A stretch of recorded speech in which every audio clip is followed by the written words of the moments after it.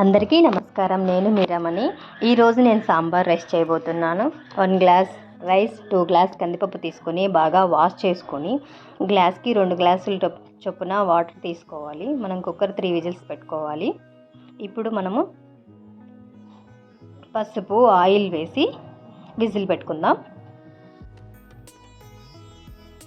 ఇప్పుడు ఆనియన్, పచ్చిమిర్చి, tomato cut చేసి పెట్టుకోవాలి. చింతపండు నానబెట్టుకోవాలి. పోపు వేసుకుందాం. ఆవాలు, జీలకర్ర, మెంతులు వేసి వేగాక పచ్చిమిర్చి, ఉల్లిపాయ, కరివేపాకు, కొత్తిమీర వేసి వేపుకుందాం. కొంచెం వేగాక టమాటా వేద్దాం. కొంచెం టమాటా మెత్తబడాలి. కొంచెం మెత్తగా అయ్యాక ఇప్పుడు పసుపు వేసి కలుపుదాం.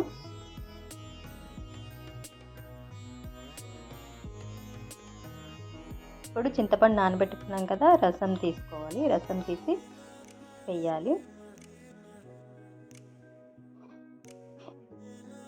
ఇప్పుడు మనము 1 గ్లాస్ వాటర్ కూడా అడ్జస్ట్ చేసుకోవాలి.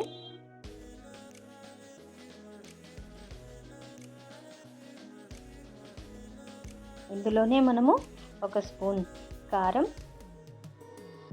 2 స్పూన్స్ సాల్ట్, 1 టేబుల్ స్పూన్ ధనియాల పొడి వేసి ఈ వాటర్ని బాగా మరగనివ్వాలి. మన కుక్కర్ విజిల్స్ కూడా అయిపోయాయి.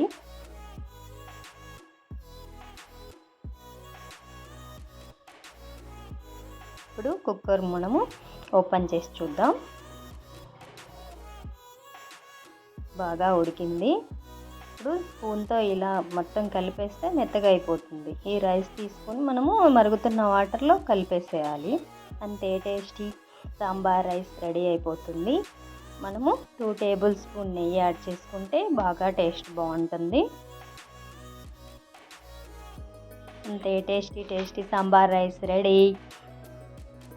సపోర్ట్ చేయండి, లైక్ చేయండి, షేర్ చేయండి. బాయ్.